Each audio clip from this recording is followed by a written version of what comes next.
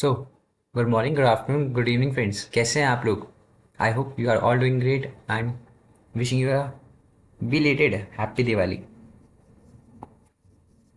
वैसे आज गोवर्धन है, बट आज हम थोड़ा सा अकाउंट्स का कंसेप्ट पढ़ेंगे कि अकाउंट्स होती ही क्या है, क्या बला का नाम है।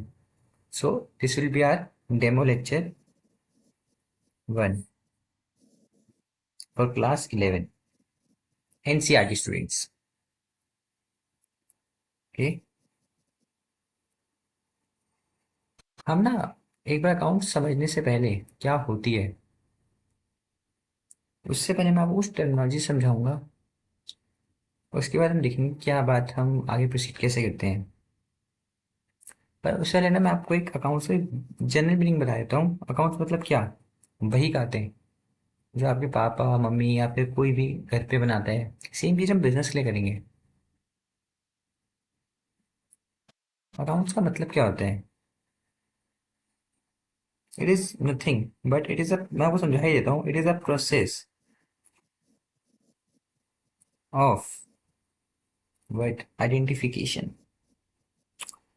डेफिनेशन हमारी वो होने वाली है, मेजरिंग।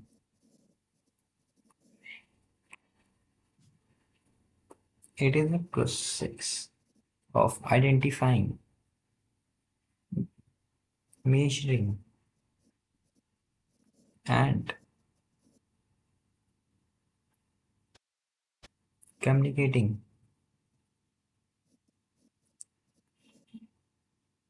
economic information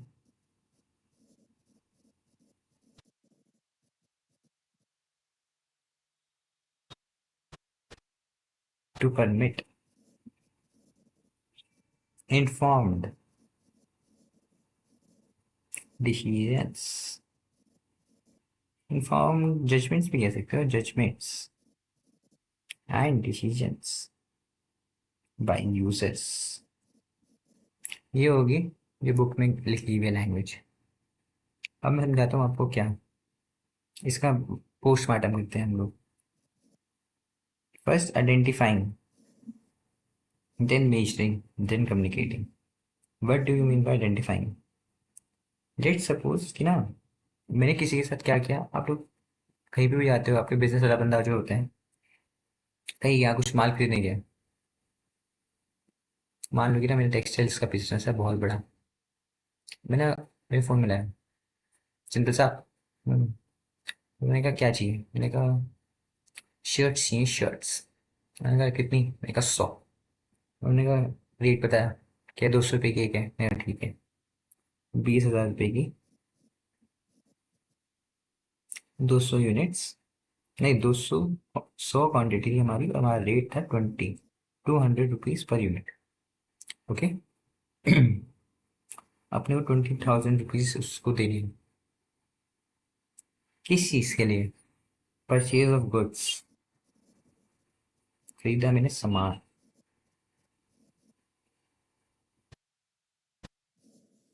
आइडेंटिफाई कर लिया किस चीज़ के लिए, परचेज ऑफ गुड्स। मेजरिंग, कितना amount? Measuring in economic terms, monetary terms, money की टर्म्स में 20,000। कम्युनिकेटिंग, बताना, ऐसे प्रेजेंट करना अपनी इंफॉर्मेशन को, ऐसे बनाना अपनी इंफॉर्मेशन को। किसको? इकोनॉमिक इंफॉर्मेशन को। इकोनॉमिक यानी कि मॉनेटरी को, आप लोग ना मॉनेटरी टर्म्स में, यानी कि मनी की टर्म्स में। टू परमिट, किस लिए?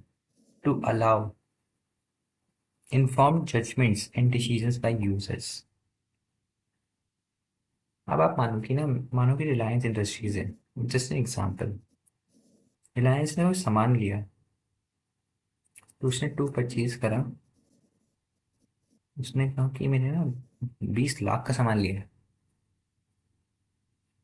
वो अपनी बुक्स में या अपने अकाउंट्स में, that's the same term, books and books of accounts. Books कह लो, बुक्स ऑफ अकाउंट्स कह लो, दैट्स द सेम।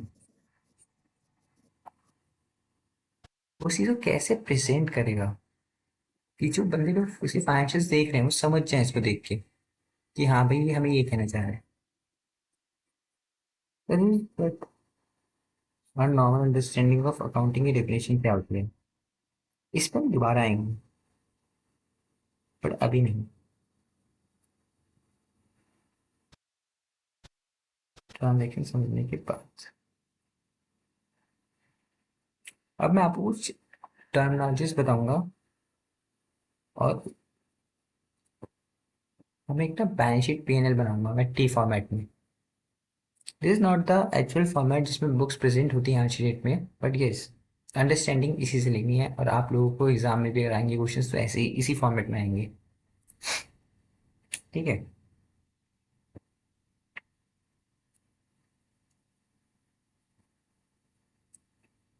मानो कि ना मेरा टेक्सटाइल का बिजनेस है।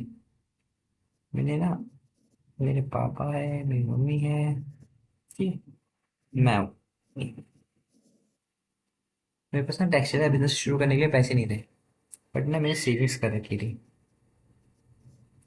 मेरी सेविंग्स थी, मैंने वो पैसा सारा, पता है मेरी सेविंग्स कितनी थी? 5 लाख। मैंने वो सारा का सारा पैसा अपने बिजनेस में डाल दिया। 5 का 5 लाख। जो ये मैंने अपने पैसे डाले ना बिजनेस में, इसको कहते हैं capital. Is capital infusion into the business.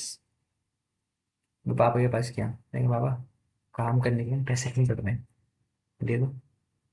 पापा ने कहा लुटाएगा, मैंने कहा पापा क्या बात कर दिया आपने, ऑब्वियसली नहीं।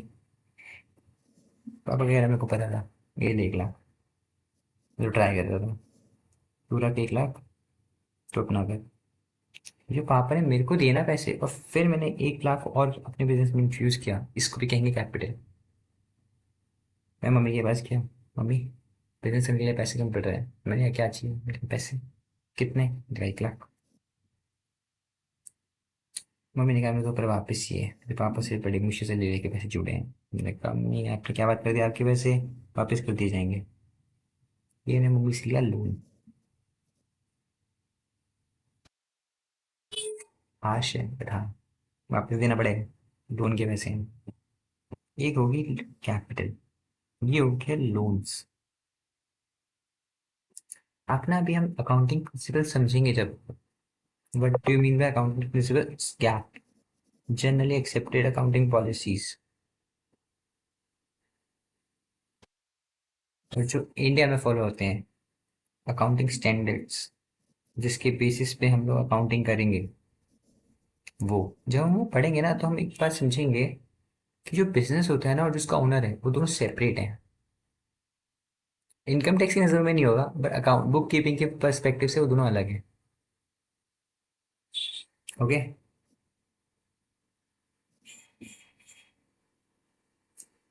नाउ लेट्स ज्यूम कि ना मेरे पास टोटल जो मेरी कैपिटल कैपिटल कितनी होगी मेरी अब? Capital is 6 lakhs. और लोन के जो पैसे हैं जो मैंने मम्मी से लिए हैं वो 1 लाख। मैंने लगा मेरे पास पैसे आए, मैं थोड़ा सा माल ले आया खरीद के, स्टॉक, थोड़ा स्टॉक ले आया मैं खरीद के, थोड़ा सा रॉ मटेरियल ले आया, थोड़ा सा फिनिश गुड्स ले आया। कितने कितने का ले आया? मान लो 1 लाख का रॉ मटेरियल ले आया, 2 लाख की फिनिश गुड्स ले आया।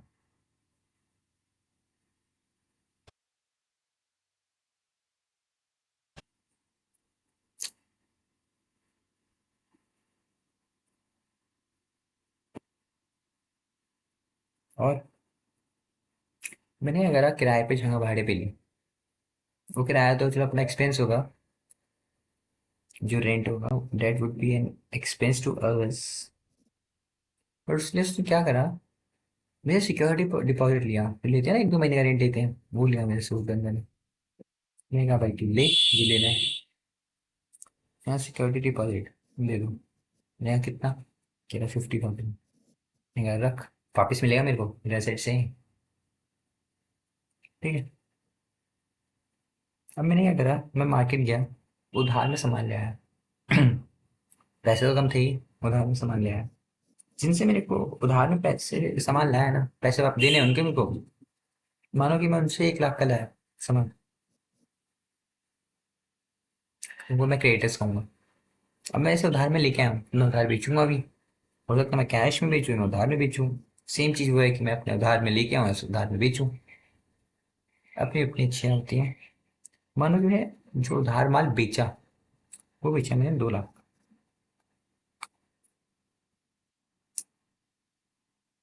ठीक है। जिनको हम बेचते हैं सामान, वो होते हैं हमारे डेटर्स। जिनसे हमने उधार माल खरीदा या कैश में खरीदा, वो होते हैं हमारे क्रेडिटर्स। स्टॉक, सिक्योरिटी डिपॉजिट्स हमारे फिक्स एसेट्स होते हैं, हमारे करंट एसेट्स कहूंगा मैं स्टॉक को। क्यों? अब what is the meaning of current asset अभी आएंगे। और मेरा जो सिक्योरिटी डिपॉजिट है उसको मैं कहूंगा नॉन करंट एसेट। क्यों? सारे क्वेश्चनों के सवाल ही सवाल, जवाब एक भी नहीं, सब मिलेंगे। कोई चीज करंट हो या कोई चीज नॉन करंट हो, कैसे डिफाइन किया जाएगा नॉन करंट या करंट यूज में? देखो, अगर कोई भी चीज शॉर्ट टर्म में है, जैसे कि 12 मंथ्स या उससे कम में रियलाइज हो जाएगी, तो वो होगी करंट। और उससे ज्यादा टाइम लेगी तो वो होगी नॉन करंट। देखो, जो 12 मंथ्स का पीरियड है ना, ऐसा कोई फिक्स नहीं है। लोग अपनी ऑपरेटिंग साइकिल के हिसाब से अपने टाइम पीरियड डिसाइड करते हैं। किसी का हो सकता है 18 मंथ्स हो, किसी का 24 मंथ्स हो, कोई रियल इस्टेट में है, कुछ भी हो सकता है, सबके ना अपने अपना। बट हम एक जनरल प्रिजम्पशन लेते हैं कि 12 मंथ्स या उससे लेस तो current, otherwise it would be non current. हमें सिक्योरिटी डिपॉजिट दिया, ये थोड़ी कि मैं जगह 1 साल में खाली करके भाग जाऊंगा। नहीं यार, 1 साल तो रुकूंगा कम से कम, उससे ज्यादा। तो इसलिए नॉन करंट एसेट है वो मेरा। स्टॉक, बेचूंगा लाऊंगा, बेचूंगा लाऊंगा, बेचूंगा लाऊंगा, सब रियलाइज करूंगा 1 साल के अंदर अंदर। यही तो रोटेशन घूमेगी, यही तो बिजनेस ग्रो करेगा। This is but my presumption is. इसलिए मैं अपने स्टॉक को ऐसा करंट एसेट क्लासिफाई करूंगा। अब हम ना, हमने उसे एजम्पशंस ले लिए हैं कि हमने माल खरीदा, माल बेचा, माल लाए, रेंट दिया हमने, पापा से पैसे ले लिए, लोन उठा दिया। अब उसको थोड़ी प्लॉटिंग करता हूँ मैं उसको ना, ट्रेडिंग अकाउंट में, अपने पी में, बैलेंस शीट में कैसे दिखेगा। टू परचेजेस, परचेजेस मानो मैंने करी परचेज 10 लाख की। टोटल है मेरी ड्यूरिंग द ईयर, टोटल से बाय सेल्स, माल बेचा 20 लाख। कम से कम 20 लाख का माल बेचूंगा मैं। तो बताओ, ट्रेडिंग में सिर्फ वो फिगर्स आएंगी जब you are engage in the manufacturing business. मैंने रॉ मटेरियल लिया था, मतलब मैं मैन्युफैक्चरिंग भी करूंगा, ट्रेडिंग भी करूंगा। और अगर हो सका तो मतलब मैं दोनों में एंगेज रहूंगा। अगर होता ना कि सिर्फ मैं ट्रेडिंग में हूँ, तो मैं ट्रेडिंग अकाउंट नहीं बनाता, मैं सिर्फ पीएनएल अकाउंट बनाता अपना। अगर मैं मैन्युफैक्चरिंग में ना होता तो। बट मेरे पास रॉ मटेरियल है, इसका मतलब मैं ट्रेडिंग के साथ साथ मैन्युफैक्चरिंग बिजनेस में भी हूँ, इसलिए मेरा ट्रेडिंग अकाउंट भी बनेगा। इसको हम ट्रेडिंग एंड मैन्युफैक्चरिंग अकाउंट भी कहते हैं। मैन्युफैक्चरिंग अकाउंट भी कहते हैं इसको, ठीक है। मैं भी इसको सिंपल रख रहा हूँ, ऐसा इसमें कॉम्प्लिकेशन नहीं ला रहा। देखो, मैंने 20 लाख का माल बेचा, 10 लाख में लिया था। ईयर एंड पे मेरे पास कुछ भी नहीं है, मेरा प्रॉफिट आ गया। ये मेरा प्रॉफिट आएगा ना, सुन कहेंगे ग्रॉस प्रॉफिट। 10 लाख का मेरा ग्रॉस प्रॉफिट आ गया। बाय ग्रॉस प्रॉफिट, मेरा पीएनएल में ग्रॉस प्रॉफिट ट्रांसफर हो जाएगा 10 लाख। मैंने आपको बताया था, मैंने रेंट दिया, टू रेंट। जनरली क्या होता है, मेरा ना रेंट, जो मैंने सिक्योरिटी डिपॉजिट दिया वो अराउंड था 50,000 था। मैंने जो रेंट दिया होगा ऑन एवरेज, ईयरली लगा लो, 1,20,000 दिया मैंने। ठीक है। मैंने क्या करा, स्टाफ भी रखा था थोड़ा बहुत, माल बेचने के लिए जो लोग आते हैं दिखाते हैं, उनकी सैलरी भी दी मैंने, 80,000 रुपीज। ठीक है। बाकी जो बचा मेरा नेट प्रॉफिट। कितना? 8 लाख। इसको कहते हैं जो हर खर्च को निकालने के बाद बचे, जो आपका पैसा है, वो है नेट प्रॉफिट। ओके।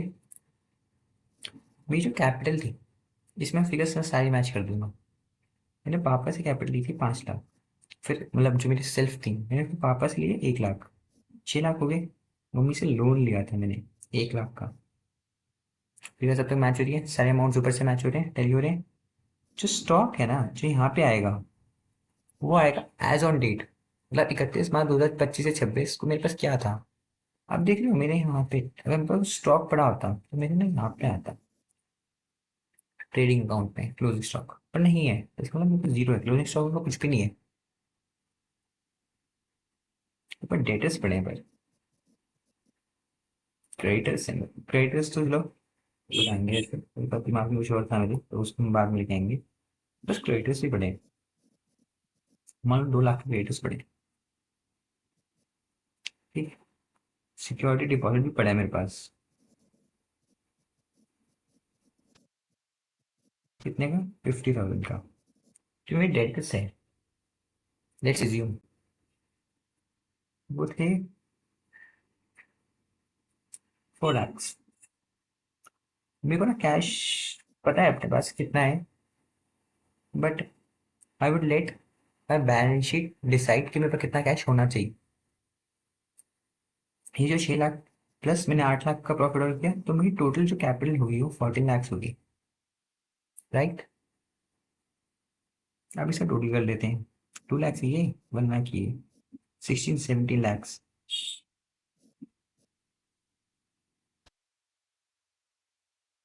जो मेरे पास ये भी 17 lakhs होना चाहिए, दोनों चीज़ें मैचिंग चाहिए। मेरे को कैश बचा हुआ ना, वो अराउंड 12.5 lakhs बचा हुआ। 12.5 लाख का कैश होगा। अब मैं आपको ये प्रूफ भी कर सकता हूँ कि मेरे पास इतना कैश पड़ा क्यों होगा। जो मेरा प्रॉफिट था, 8 लाख का तो प्रॉफिट ही था मेरा, समझे साथ है। 8 लाख का प्रॉफिट है मेरा, प्लस में मेरे क्रेडिटर्स और मेरे जो डेटर्स हैं, पर नेट इम्पैक्ट लो आप। 2 लाख के तो मेरे पास एक्सेस डेटर्स पड़े हैं। अगर मैं क्रेडिटर्स को पे ऑफ भी कर दूँ फिर भी, तो मेरे पास होना चाहिए इतना कैश। माल बिका है तो आया हो, या तो कैश में रियलाइजेशन होगी, या उधार पड़े हैं, लेने हैं पैसे। उसका इम्पैक्ट मैंने ले लिया 2 लाख नेट ऑफ करके, क्रेडिटर्स को करके।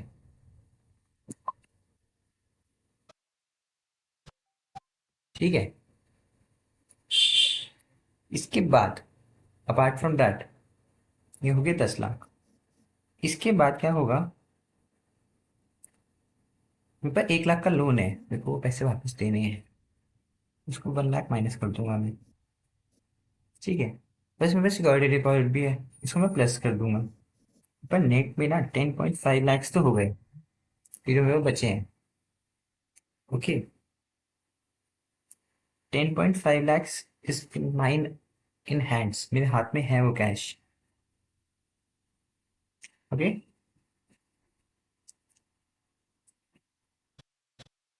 प्लस में 1.5 लाख पैसे हैं जो मैंने अपने कैपिटल इन्फ्यूजिशन कर रखा था। ओके,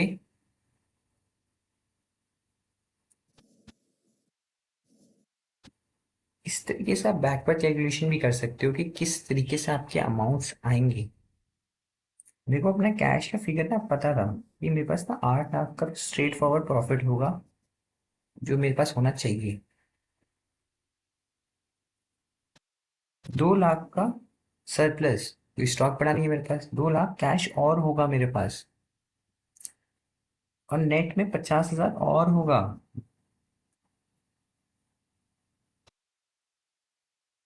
हम जब पूरा क्वेश्चन करेंगे ना, ये फिगर्स अपने आप ऑटोमेटिकली एडजस्ट होगी, क्योंकि हर एक एंट्री का एक कॉरस्पॉन्डिंग इफेक्ट आएगा।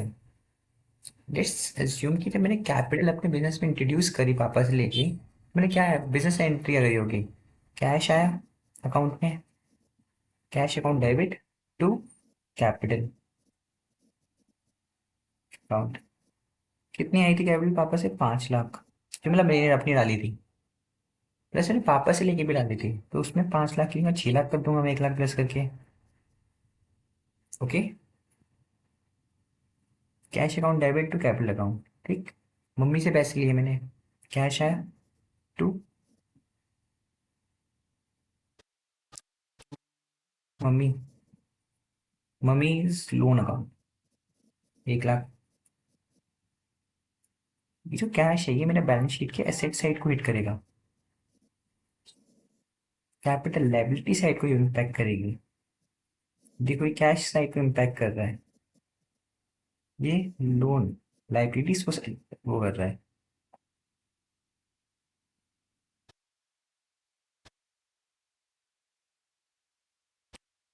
You got it.